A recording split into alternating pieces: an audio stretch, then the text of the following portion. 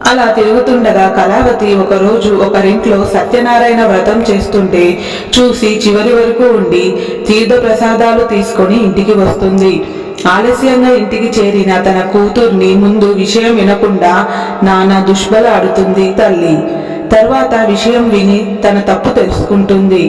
అంతేకాకుండా తాము మర్చిపోయిన సత్యదేవుని వ్రతం ఇప్పటికైనా చేయాలని నిశ్చయించుకొని భర్త అల్లుడు రాక కోసం ఆగకుండా వెంటనే బంధుమిత్రులతో కూడి ఆ వ్రతం నిష్టగా చేసి భక్తగా దేవుణ్ణి వేడుకుంది. తన భర్తను అల్లుణ్ణి క్షేమంగా ఇంటికి చేర్చమని కోరుకుంటుంది.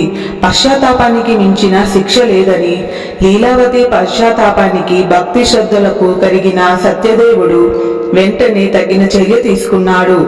సత్యదేవుడు చంద్రకేతు మహారాజు కలలో కనిపించి ఆ వైశ్యులు అమాయకులని, వాళ్ళను విడుదల చేసి వాళ్ళ డబ్బు వాళ్ళకిమ్మని, అలా